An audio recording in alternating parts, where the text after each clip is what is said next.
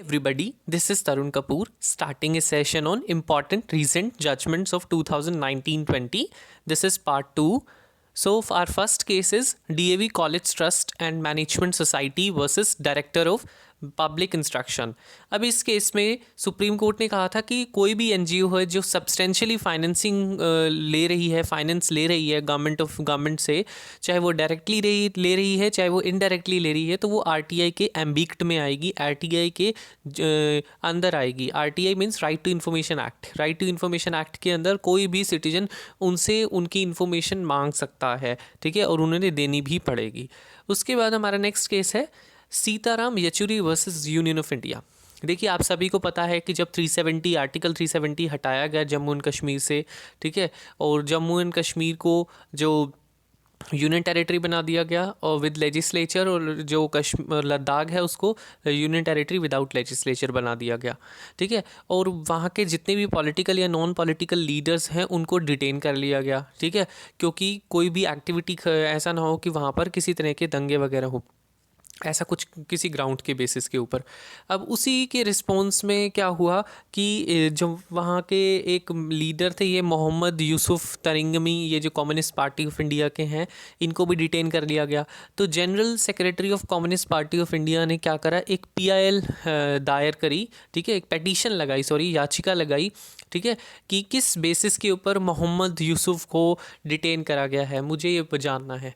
तो supreme court ने कहा कि आप जाकर मिल सकते हैं उन्हें permission they the general secretary of CPI party को कि आप जाके मिल सकते हैं उन्हें, ठीक है, और रिस्ट्रिक्शंस लगा दी उनकी मीटिंग के ऊपर कि आपने जाना है और उसके बाद आके मतलब कुछ रिपोर्ट सा देना है, और कोई जस्टिफिकेशन नहीं दी गई कि किस to validate the detention imposed by the central government. कि कोर्ट ने इसलिए इस जो जजमेंट है इसको क्रिटिसाइज भी बहुत करा गया है, क्योंकि सुप्रीम कोर्ट ने कोई भी डायरेक्शन नहीं दी सेंट्रल गवर्नमेंट को कि आपने किस बेसिस के ऊपर उनको डिटेन करा था। तो इसलिए इस जजमेंट को बहुत ही क्रिटिसाइज करा गया है। उसके बाद में आ जाता है हमारा the third case is Manoharan versus state case. अब इस केस में डेथ पेनल्टी दी गई है for the crime of rape and the murder of minor girls, ठीक है।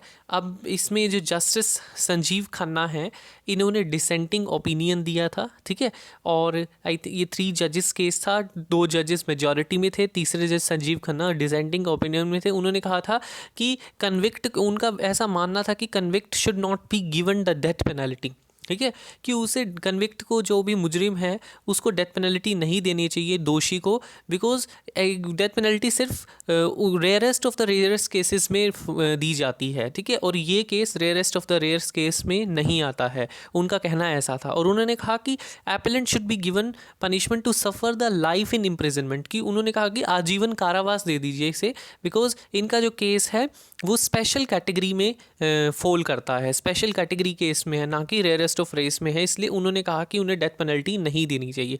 सो ये very important, justice Khanna had a dissenting opinion. Next case is Ravi versus state of Maharashtra. ये भी 3 जज बेंच का केस था। इसमें भी मर्डर और rape of 2 year old girl के लिए डेथ पेनल्टी दी गई है, ठीक है, 2:1 के अंदर 2 फेवर में थे और 1 अगेंस्ट थे। जस्टिस सुभाष रेड्डी जो हैं, इन्होंने डिसेंट करा था, और ये क्वेश्चन जनरली पूछ लिए जाते हैं। उसके बाद नेक्स्ट केस है हमारा central public information officer supreme court versus Subhash Chandra Agrawal 2019 से। देखिए, ये वाला जो केस है बड़ा डाउट में है सभी के। 2007 में क्या हुआ था कि सुभाष चंद्र अग्रवाल जी ने एक याचिका लगाई थी सुप्रीम कोर्ट के अंदर कि जो जजेस होते हैं उनकी पर्सनल एसेट्स को बारे में जानने के लिए, ठीक है, तो हाई कोर्ट ऑफ दिल्ली के अंदर लगाई थी, ठीक है। हाई कोर्ट ने इसके ऊपर कोई जवाब नहीं दिया, ठीक है, और कोई इन्फॉर्मेशन देने से मना कर दिया कि हम पर्सनल एसेट्स ऑफ द जजेस का ऐसा कुछ नहीं बताएंगे। तो सुभाष चंद्र अग्रवाल क्या हुआ कि वो सेंट्रल इन्फॉर्मेशन ऑफिसर के ऑफिस में चले गए, मतलब जो और वहाँ के ऑफिसर में जाकर क्या हुआ कि सेंट्रल इन्फॉर्मेशन ऑफिसर ने सुप्रीम कोर्ट को इस चीज़ के बारे में बताया, और उन्होंने बताया कि जो चीफ जस्टिस ऑफ इंडिया है उनका, वो भी एक पब्लिक अथॉरिटी है और वो भी इंफॉर्मेशन कमीशन के अंडर में आते हैं, ठीक है, इसलिए ज़रूर। तो सुप्रीम कोर्ट ने फिर हाई कोर्ट को डायरेक्ट करा। हाई कोर्ट ने 2010 में ये बताया 2009 में पहले वन जज बेंच के पास गया जो दिल्ली हाई कोर्ट के पास, और उन्होंने बताया कि हमें जो ट्रांसपेरेंसी है, इतनी ट्रांसपेरेंसी भी नहीं होनी चाहिए कि उनकी प्राइवेसी को ब्रीच करे जजेस की, इसलिए तो। और फिर उसके बाद उन्होंने बताया कि हाँ, हम थोड़ा बहुत इन्फॉर्मेशन दे सकते हैं। फिर उसी तरीके से 2010 में भी जो दिल्ली हाई कोर्ट है उन्होंने भी कह दिया, जो जब जब ये केस एक वन जज से 3 जज बेंच के पास चला गया, तो दिल्ली हाई कोर्ट ने 10 जनवरी 2010 को ये जजमेंट दी कि जो CGI ऑफिस है वो RTI के अंदर आता है, ठीक है। और फिर ये इसके अंदर अपील लगाई गई सुप्रीम कोर्ट के अंदर, और सुप्रीम कोर्ट ने अब 2019 में इसका जजमेंट दिया है। 5 जज बेंच है, ठीक है, और हेड बाय ठीक है, held by chief justice office falls under the category of public authority. इनका जो है रंजन गोगोई जी इस बेंच को हेड कर रहे थे, ठीक है, और उन्होंने कहा कि ये पब्लिक अथॉरिटी के अंडर आता है, इसलिए राइट टू इन्फॉर्मेशन इसके ऊपर एप्लीकेबल होगा। उसके बाद में आ जाता है हमारा case Vikram Chatterjee and others versus union of India and others, ठीक है। अब देखिए, ये आम्रपाली ग्रुप है, ये रियल एस्टेट की कोई कंपनी है, ठीक है, और उन्होंने क्या करा, दिल्ली के अंदर बहुत सारे लोगों से पैसा ले लिया, मगर वहाँ पर उनको प्रोजेक्ट उनका पूरा नहीं करा, ठीक है, और वहाँ वो मनी लॉन्ड्रिंग के अंदर भी पकड़े गए। तो इसलिए सुप्रीम कोर्ट ने उनको आम्रपाली ग्रुप को बैन कर दिया, ठीक है, from taking any real estate project in the future, की फ्यूचर में वो कोई भी रियल एस्टेट का प्रोजेक्ट नहीं ले सकते। उनकी रजिस्ट्रेशन कैंसिल कर दी रेरा के अंदर। रेरा क्या है? Real estate regulation and development act, ठीक है, उसके अंदर मना कर दिया। और कोर्ट ने क्या कहा कि जितने भी प्रोजेक्ट्स ले रखे हैं, जो 42,000 से ज़्यादा फ्लैट्स का जो यू कैन से जो क्या बोलते हैं उसको, प्रोजेक्ट ले रखा है आम्रपाली ग्रुप ने, उसको उन्होंने NBCC को दे दिया, national building construction corporation limited को दे दिया, ठीक है, और ताकि जो सभी लोगों के घरों को बनाया जा सके, ठीक है। उसके बाद में नेक्स्ट है हमारा case Satvinder Singh Saluja and others versus state of Bihar, ठीक है। इसमें देखिए, आप सभी को पता है कि 2016 के अंदर बिहार ने बिहार एक्साइज एक्ट के अंदर जो वहाँ पर शराब है उसको बैन कर दिया है, ठीक है। तो एक पर्सन है जो किसी और स्टेट से ड्रिंक कर कर पर्टिकुलरली वो प्राइवेट व्हीकल के अंदर बिहार की बाउंड्री में एंटर करा, तो वहाँ पर उसने कहा कि भाई यहाँ पे तो बैन है, मैंने यहाँ पे तो पी नहीं है। तो मगर कोर्ट ने कहा कि आपने चाहे बाहर पी हो, मगर आप बिहार की बाउंड्री के अंदर एंट्री कर गए हैं, ठीक है। So consumption of liquor in the private vehicle in a public space, ठीक है, comes under the definition of public space, ठीक है, कि ये पब्लिक स्पेस में आएगा, ठीक है। आप जैसे ही बिहार के एंट्री में बाउंड्री कर गए हो तो आप इसके एक्ट के अंदर लायबल हो गए, ठीक है, इसलिए उनके ऊपर फाइन लगाया गया। उसके बाद में आ जाता है wild life first versus ministry of environment and forest, environment and forest. तो ये जो इन्वायरमेंट मिनिस्ट्री है versus wild life forest, wild life first एक NGO है। वाइल्ड लाइफ फर्स्ट ने किसी अदर NGOs के साथ मिलकर एक याचिका लगाई थी सुप्रीम कोर्ट में, और उसी का ये उससे रिलेटेड ये केस है। इस केस में सुप्रीम कोर्ट ने कहा है कि जितने भी पर्सन्स हैं, ठीक है, जिनकी क्लेम्स फॉरेस्ट राइट एक्ट के अंदर ख़त्म हो गए हैं, ठीक है, और यू कैन से अब उनके जो क्या बोल सकते हैं कि जो क्लेम का मतलब होता है कि क्लेम लगाना, कि उनके जो क्लेम ख़त्म हो गए हैं तो उनको उधर से हटा दीजिए, ठीक है। सो इस ऑर्डर से क्या हुआ, ये इस ऑर्डर ने लगभग 1 मिलियन जो फॉरेस्ट ड्वेलर्स हैं उनको इम्पैक्ट करा। इससे बहुत कंट्रोवर्सी क्रिएट होगी, because most of the states ने अपने जो क्लेम्स से अभी तक स्ट्रीमलाइन नहीं करे थे फॉरेस्ट राइट एक्ट के अंदर। तो बाद में क्या हुआ कि एक एप्लीकेशन के ऊपर बाय द सेंट्रल गवर्नमेंट ने, केंद्र सरकार ने एक एप्लीकेशन लिखी, और इसी सेम बेंच ने उस एविक्शन ऑर्डर को कि भाई जिनके अधिकार ख़त्म हो गए हैं फॉरेस्ट राइट एक्ट के अंदर, जो एलिजिबल नहीं है उनको बाहर निकाल दीजिए, उस ऑर्डर को रोक दिया, एक बार स्टे लगा दी। And the matter is at अभी पेंडिंग है presently matter, and the court has sought the data from states regarding claim. अब कोर्ट ने सभी राज्य सरकारों से डाटा मांगा है regarding the claims under the forest rights act, ठीक है। नेक्स्ट केस आ जाता है हमारा Roger Matthew versus South Indian Bank Limited, ठीक है। अब ये भी 5 जजेस बेंच केस है। इसमें इस केस में जो सुप्रीम कोर्ट ने बताया कि जितने भी रूल्स सेंट्रल गवर्नमेंट ने बनाए थे अंडर सेक्शन 184 फाइनेंस एक्ट 2017 उसको स्ट्राइक डाउन कर दिया, उनको इनवैलिड कर दिया बेसिकली। मगर 184 को उन्होंने लीगल बताया कोर्ट ने। देखिए 184 बताता है कि central government's powers to determine the you can say the conditions of service of tribunal और एपेलेट ट्रिब्यूनल। अब कोर्ट ने कहा कि भाई अब ये पावर सेंट्रल गवर्नमेंट को दे रहा है ट्रिब्यूनल मेंबर्स ऑफ ट्रिब्यूनल्स की सर्विस कंडीशन को बताने के लिए, और सिर्फ इसी पॉसिबिलिटी पे और इसी सस्पिशन के ऊपर कि सेंट्रल गवर्नमेंट इस पावर का मिसयूज़ करेगी। तो इसका मतलब ये नहीं है कि हम इस पावर को सेंट्रल गवर्नमेंट से नहीं छीन सकते हैं, इसलिए उन्होंने सेक्शन 184 को लीगल वैलिडिटी दी, ठीक है, और सही बताया। और कॉन्स्टिट्यूशन बेंच ने और जो एक बात आई थी कि सेंट्रल गवर्नमेंट ने आधार एक्ट को as a money bill pass करा है। मनी बिल आपको जैसा सभी को पता होगा कि राज्यसभा में नहीं जाता है और लोकसभा में पास हो जाता है, ठीक है। चाहे राज्यसभा उसे पास करे चाहे ना करे, तो लोकसभा ने उसे पास कर दिया तो उसे समझ लिया जाता है कि दोनों हाउसेज ने पास कर दिया है, ठीक है।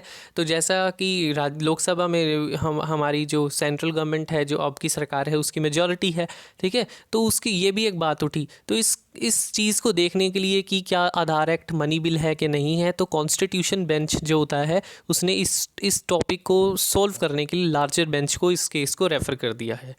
उसके बाद आ जाता है हमारा case the branch manager national insurance company limited versus Shrimati मौसमी भट्टाचार्य जी। अब एक्सप्लेनिंग, देखिए इस केस में बेसिकली एक्सीडेंटल इंश्योरेंस के स्कोप के बारे में एक्सप्लेन हुआ है। सुप्रीम कोर्ट ने कहा है कि जब कोई भी बीमारी किसी इंसेक्ट के से होती है या किसी वायरस से होती है, तो वो जो है वो एक्सीडेंट की डेफिनेशन में कवर होती है, ठीक है, एक्सीडेंट की डेफिनेशन में कवर होती है। मगर इस केस में सॉरी नहीं होती है, it would not be covered by the definition of an accident, ठीक है। कि मान लीजिए किसी इंसेक्ट बाइट से हुई है या वायरस से हुई है, तो वो एक्सीडेंट की डेफिनेशन में कवर नहीं होती है। मगर इस केस में कोर्ट ने कहा कि ये जो इंजरी हुई है ये एक्सीडेंट हुई है जिसका कोज पता नहीं लग पाया है। देखिए इसके अंदर आपको मैं बताऊं हटाकर, इसमें लिखा हुआ है कि the condition may be regarded as an accident where its cause or course of transmission is unexpected and unforeseen, ठीक है। कि ये जो जिस भी कारण से हुई है वो अनएक्सपेक्टेड कोज था, इसलिए ये एक एक्सीडेंट है और इसके अंदर कंपनसेशन देना चाहिए गवर्नमेंट को, ठीक है। इस पर्टिकुलर केस में ऐसा कहा है सुप्रीम कोर्ट ने। देन नेक्स्ट केस आ जाता है हमारा गवर्नमेंट ने नहीं, दिस नेशनल इंश्योरेंस कंपनी को देना चाहिए। नेक्स्ट हमारा केस आ जाता है Pioneer urban land and infrastructure limited versus union of India. अब इसमें बेसिकली यही कहा है कि जब हम होम बायर्स जो होते हैं, जो घर खरीदने वाले बायर्स होते हैं, उनको फाइनेंशियल क्रेडिटर्स ट्रीट करना under insolvency and bankruptcy code वो असंवैधानिक नहीं है, ठीक है। कि हम होम बायर्स का मतलब जो मकान खरीदने वाले हैं, ठीक है, और क्रेडिटर्स का मतलब होता है लेनदार, जिसने पैसे लेने हैं, जिसने कुछ आपसे लेना है, ठीक है। आपने कि उन्होंने आपको कुछ पैसा दे रखा है और उन्होंने कुछ आपसे लेना है, ठीक है। सो इंसॉल्वेंसी एंड बैंकरप्सी कोड क्या है? बेसिकली ये एक ऐसा कोड है जिसके अंदर इंडिया के जितने भी लॉज हैं उनको इकट्ठा कर लिया गया है कि जो भी इंसॉल्वेंट होगा, जो भी यू कैन से जिसका दिवालिया निकल जाएगा, तो उसको उससे के साथ कैसे डील करना है।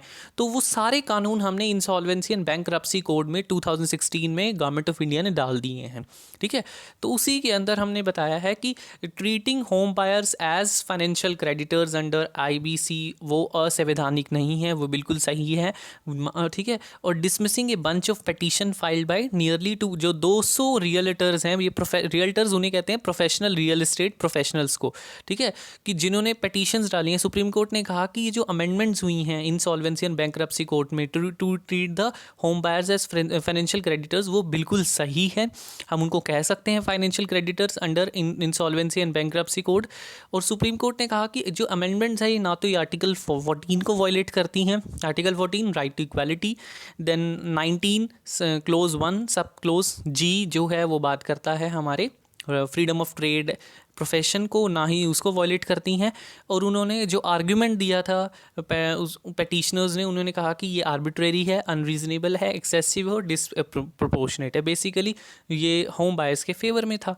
नेक्स्ट केस आ जाता है हमारा राजेंद्र दीवान वर्सेस प्रदीप कुमार रानीबाला। देखिए इस केस में क्या हुआ कि को बेसिकली इसमें constitution bench of supreme court ने कहा था कि section 13 close 2 of Chhattisgarh rent control act 2011 is unconstitutional. ठीक है, कि ये असंवैधानिक है क्योंकि स्टेट लेजिस्लेचर के पास कोई पावर नहीं है कि वो ऐसा कोई प्रोविज़न एनेक्ट करे जो डायरेक्टली अपील करता है सुप्रीम कोर्ट ऑफ इंडिया को। ठीक है, स्टेट लेजिस्लेचर सिर्फ हाई कोर्ट्स और डिस्ट्रिक्ट कोर्ट से संबंधित प्रोविजंस को इनेक्ट कर सकती है। ठीक है, so state court legislature cannot enact law which affect the jurisdiction of the supreme court। ठीक है, so the bench was considering the reference, ये रेफरेंस हुआ था इसी केस के अंदर ही, उसके ऊपर डिसाइड किया गया है। नेक्स्ट आ जाता है हमारा case Indore development authority versus Manohar Lal. ठीक है, अब इस केस में क्या हुआ था, इसमें section 24 close 2 of land new land acquisition act जो है उसकी करेक्ट इंटरप्रिटेशन को डिसाइड करा था। ठीक है, कॉन्स्टिट्यूशन बेंच ने, और इसको हेड कौन कर रहे थे, जस्टिस अरुण मिश्रा। और जो पेटिशनर है, जो याचिका करता है, उसने कहा था कि जो अरुण मिश्रा है उसको इसके अंदर केस के अंदर जजमेंट नहीं देनी चाहिए, इस बेंच को हेड नहीं करना चाहिए, बिकॉज ये जो केस है ये एक रेफरेंस केस है। ठीक है, जो कि 2018 की एक जजमेंट थी जो वो भी अरुण मिश्रा जी ने ही लिखी थी। ठीक है, और उसको दोबारा रेफरेंस में दिया था इस याचिकाकर्ता ने कि इस 2018 की जजमेंट को दोबारा से देखिए बेसिकली। तो उन्होंने कहा कि 2018 में भी जस्टिस अरुण मिश्रा ने इस जजमेंट को लिखा था, तो क्यों हम दोबारा इन्हीं के हेड कर बेंच को ही दे रहे हैं। ठीक है, तो अरुण मिश्रा ने ये मना कर दिया कि मैं ऐसा कुछ नहीं है कि मैं इस कॉन्स्टिट्यूशन बेंच से बाहर निकल जाऊँगा। ठीक है, उन्होंने ही ये जजमेंट दी है, और उन्होंने कहा है कि लैंड एक्विजिशन प्रोसीडिंग्स जो होती हैं, ठीक है, कि जो लैंड एक्वायर करते हैं वो जो प्रोसीडिंग्स होती हैं उसकी जो वो लैप्स नहीं होंगी मेयरली कि कोर्ट ने जो डिपॉजिट नहीं करी है कंपनसेशन मनी। ठीक है, मान लीजिए गवर्नमेंट किसी से कोई लैंड लेती है, किसी पर्सन का इंडिविजुअल लैंड लेती है, तो वो उसके ऊपर कोई मान लीजिए मुकदमा चल रहा है, तो कोर्ट कह रहे हैं कि वो मुकदमा ख़त्म नहीं हो जाएगा कि भाई स्टेट ने, जो सरकार ने उसको कंपनसेशन नहीं दिया है उस लैंड ओनर के अकाउंट में, तो ऐसा कहा है। उसके बाद में आ जाता है हमारा next case P Chidambaram versus CBI case. ये जो आईएनएक्स मीडिया स्कैम केस है, इसके अंदर पी चिदम्बरम जी को बेल दी गई। इसमें बेसिकली सुप्रीम कोर्ट ने कुछ ऑब्जर्वेशन दी हैं रिगार्डिंग प्रैक्टिस ऑफ कोर्ट्स। ठीक है, कि क्या प्रैक्टिस होती है कोर्ट्स की relying on sealed covered documents produced by prosecution. ठीक है, कि बेसिकली कि जो भी डॉक्यूमेंट्स प्रोसिक्यूशन क्या, वो कौन होता है जो किसी दूसरी पार्टी के ऊपर आरोप लगा रहा है कि वो मुजरिम है। ठीक है, कि वो बेसिकली कि जो भी डॉक्यूमेंट्स प्रोसिक्यूशन हमारे कोर्ट में देता है उसके ऊपर बात करी गई है इस जजमेंट के अंदर। सुप्रीम कोर्ट ने कहा कि जितनी भी फाइंडिंग्स, जितना भी कुछ डिसीजन लिया जाता है on the sealed document submitted by the prosecution कि उसने ऐसा ऑफेंस करा है, तो उन फाइंडिंग्स को यूज़ कर हम किसी भी एक्यूज को बेल देने से मना नहीं कर सकते हैं। ठीक है, using of such findings to deny bail would be against the concept of fair trial. और यदि हम उन फाइंडिंग्स को जो प्रोसिक्यूशन ने, देखिए सामने वाली पार्टी के दी हुई चीज़ों के ऊपर हम एक्यूज को बेल देने से मना कर देंगे, तो कोर्ट ने कहा कि that would be against the concept of fair trial, वो फेयर ट्रायल के कॉन्सेप्ट के अगेंस्ट होगा। नेक्स्ट केस है हमारा union of India versus state of Maharashtra. ठीक है, अब जो central review against dilution of SC/ST act allowed. ठीक है, अब देखिए जैसे 2018 में जजमेंट आई थी, उस जजमेंट ने कहा था जिसने क्या करा था कि जो प्रोविज़न ऑफ अरेस्ट है उसको हटा दिया था। ठीक है, कि SC/ST एक्ट के अंदर हम किसी भी पर्सन को ऐसे डायरेक्टली अरेस्ट नहीं कर सकते हैं। ठीक है, उससे क्या हुआ कि वो एक्ट थोड़ा कमज़ोर हो गया है। ठीक है, तो सुप्रीम कोर्ट ने क्या कहा कि कोर्ट ने कहा कि power under article 142 of the constitution could not have been exercised to pass direction against the statute. देखिए सेक्शन आर्टिकल 142 क्या कहता है कि सुप्रीम कोर्ट अपनी जस्टिस देने के लिए अपने रूल्स एंड रेगुलेशन को अपने हिसाब से चेंज कर सकती है। उन्होंने कहा कि जितनी भी पावर आर्टिकल 142 में है उनको हम इस तरीके से एक्सरसाइज नहीं कर सकते कि हम किसी स्टैट्यूट जो कोई एक्ट बना हुआ है उसके अगेंस्ट डायरेक्शन को पास कर दें। ठीक है, अब एक्ट में दिया गया था प्रोविजंस ऑफ अरेस्ट, ठीक है, तो अरेस्ट के प्रोविजंस दिए हुए हैं तो हम उसको हटा नहीं सकते हैं, ठीक है, वो क्योंकि वो स्टैट्यूट है, वो पार्लियामेंट ने पास करा है, ठीक है। और वो 2 जज बेंच ने कहा कि 2 जज bench should not have been framed, कि उन्हें ये गाइडलाइंस फ्रेम नहीं करनी चाहिए थी, क्योंकि अब 3 जज बेंच, ये वाला जो केस है ये 3 जज बेंच अब देख रहा है, और ये बात कर रहे हैं 2018 के 2 जज बेंच की केस की, उनको ये गाइडलाइंस नहीं बनानी चाहिए थी, बिकॉज ये लेजिस्लेचर डोमेन का काम है, ये हमारी विधायिका का काम है, ठीक है। इसलिए उन्होंने ऑब्जर्व करा कि protective nature of act was necessary, because क्या है कि ये जेल का जो प्रावधान है ये ज़रूरी है, जिस तरीके से जो पर्सन्स मार्जिनाइज कम्युनिटी है उनके ऊपर अत्याचार हो रहे हैं, उनके ऊपर जो भी उनको डिस्क्रिमिनेशन किया जा रहा है उसको ध्यान में रखते हुए protective nature of the act, arrest का प्रोविज़न जरूरी है। और ये जो याचिका है ये सेंट्रल गवर्नमेंट ने लगाई थी, ठीक है, रिव्यू पिटीशन लगाई थी कि आपने जो पिटीशन में 2018 में जनवरी दी थी उसको प्लीज़ रिव्यू करिए। तो ये अब जजमेंट चेंज कर दी है सुप्रीम कोर्ट ने। नेक्स्ट केस है Poota Rajan and others versus state of Tamil Nadu. Basically ये जो पी राजगोपाल हैं, जो फाउंडर हैं फेमस साउथ इंडियन रेस्टोरेंट के, जो जिनकी चैन का नाम है सरवन भवन, ठीक है, और इनके साथ 5 अदर मेंबर्स थे जिन्होंने एक लेडी का यू कैन से मर्डर करा था, ठीक है, बिकॉज ये जीव ज्योति था उनका नाम, और ये इनकी एक एम्प्लॉय की वाइफ थी, क्योंकि उनको एक किसी पंडित ने कहा था कि आप इसके साथ शादी कर लोगे तो आपका बिज़नेस ज़्यादा अच्छा चलेगा, तो उसको तो इसलिए अब उनको इसके अंदर क्या मिला है, एक आजीवन कारावास मिला है, ठीक है, ये पी राजगोपाल को, ये पॉपुलर केस हुआ है। उसके बाद नेक्स्ट केस है Kerala coastal zone management authority versus state of Kerala and others. इसमें सुप्रीम कोर्ट ने जो भी अपार्टमेंट्स बने थे मराडू कोची के अंदर, उन्होंने देखा कि ये जो अपार्टमेंट्स हैं ये CRZ नॉर्म्स, कोस्टल रेगुलेशन, जो जोन की जो रेगुलेशंस होती हैं 1991 उसको वॉयलेट करती हैं। इसलिए बेंच ने ऑर्डर करा कि गवर्नमेंट इंटरिम कंपनसेशन दे, एक बार के लिए 25 लाख रुपए फ्लैट ओनर्स को, और एक कमेटी बनाई, ठीक है, और उसको क्या करा, उन सभी बिल्डिंग्स को उनको वहाँ से हटा दिया, तुड़वा उनको, मतलब क्या कह सकते हैं, अबॉलिश, डिस्ट्रॉय करा दिया, ठीक है, और 25 लाख रुपए कंपनसेशन दिलवा दिया गवर्नमेंट से।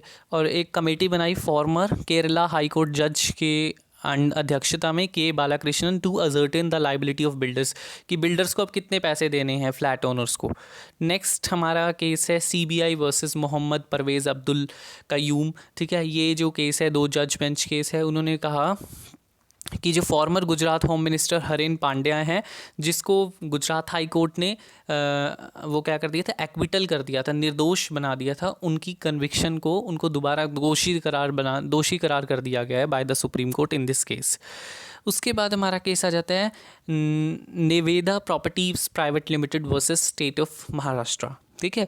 ये जो केस है ये भी 3 जज बेंच केस है, और इसमें बेसिकली यही कहा गया है कि पुलिस ऑफिसर्स के पास कोई पावर नहीं है कि वो इमूवेबल प्रॉपर्टी को जब्त करे during investigation under section 102 of code CRPC, ठीक है, सिर्फ वो मूवेबल प्रॉपर्टी को ही फ्रीज कर सकते हैं, ठीक है, किसी भी एक्यूज की। उसके बाद में आ जाता है union of India versus association of unified telecom service providers of India. Basically इस केस में क्या करा था सुप्रीम कोर्ट ने कि जो एडजस्टेड ग्रोस रेवेन्यू की डेफिनेशन जो डिपार्टमेंट ऑफ टेलीकॉम ने बनाई थी उसको वैलिड बताया, ठीक है, और सुप्रीम कोर्ट ने सेंट्रल गवर्नमेंट ने याचिका लगाई थी to recover the gross adjusted gross revenue of 92,000 crore from telecom companies, उसको कहा कि भाई पैसे दीजिए, टेलीकॉम कंपनीज को कहा कि सेंट्रल गवर्नमेंट को ये पैसा दीजिए। उसके बाद आ जाता है हमारा Shiv Sena and others versus union of India and others. देखिए ये जो अभी केस था, जब हमारी इनकी जो फडणवीस की सरकार जो थे, हम प्रीवियस अभी जो चीफ मिनिस्टर थे महाराष्ट्र के, उनको लगा कि उनकी जो सीट्स इतनी पूरी नहीं है, ठीक है, तो उन्होंने सुप्रीम कोर्ट ने कहा कि अर्जेंट फ्लोर टेस्ट कराओ। फ्लोर टेस्ट का मतलब होता है वोटिंग देते हैं फिर पता करते हैं किसके पास एब्सोल्यूट मेजॉरिटी है, वही सरकार बनाएगा। ठीक है, तो अर्जेंट फ्लो टेस्ट ऑर्डर करा ताकि हॉर्स ट्रेडिंग को रोका जा सके और जो डेमोक्रेटिक वैल्यूज़ हैं हमारी, उसको, जो लोकतांत्रिक वैल्यूज़ हैं उसको हम सुरक्षा कर सकें उसकी। उसके बाद आ जाता है P Gopala Krishnan versus state of Kerala and others. देखिए इस केस में बेसिकली ये कहा था कि जो कंटेंट, देखिए ये पहले हम पढ़ेंगे हाई कोर्ट की जजमेंट थी केरला की, फिर हम सुप्रीम कोर्ट की, ये सुप्रीम कोर्ट की है जब हम पढ़ेंगे। पहले एक हाई कोर्ट की जजमेंट थी इसी केस में कि जो मेमोरी कार्ड है, हाई कोर्ट ने कहा कि वो अ मटीरियल ऑब्जेक्ट, ठीक है, इसलिए ये सेक्शन 207 के अंदर नहीं आता है। सेक्शन 207 क्या कहता है सीआरपीसी का, कि पुलिस ऑफिसर जो भी चीज़ें, जैसे क्या होता है एफआईआर होता है या कोई भी डॉक्यूमेंट्स कलेक्ट करते हैं, तो वो पुलिस ऑफिसर की ड्यूटी है कि वो एक्यूज्ड को उन सभी की एक एक कॉपीज़ दे, और मजिस्ट्रेट ऑर्डर भी करता है कई बार कि एक एक कॉपीज़ उसको भी दें। ठीक है, सेक्शन 207 में। मगर जो हाई कोर्ट ने कहा कि जो मेमोरी कार्ड है वो मटीरियल ऑब्जेक्ट है, तो इसलिए ये 207 के अंदर नहीं आता है। तो मगर अब सुप्रीम कोर्ट ने क्या कहा कि ये मटीरियल ऑब्जेक्ट नहीं है बल्कि एक डॉक्यूमेंट है, और ये सेक्शन 207 में आता है। ठीक है, इसलिए right to fair trial of accused and right to privacy of the victim should be balanced. इसमें ये भी कहा कि उसको उसकी कॉपी भी एक देनी चाहिए, बेसिकली मेमोरी कार्ड की। So this is the case, हमारे ये केस थे। और if you have any doubt regarding any case, you can ask in the comment section, and you can also join the Telegram group of our channel mentioned. The link is mentioned in your description box, and you can also see the other playlist mentioned in the description box regarding the current affairs, the Indian polities, and the due polity MCQs of previous years. So thank you so much. Please do subscribe the channel. It really motivates us.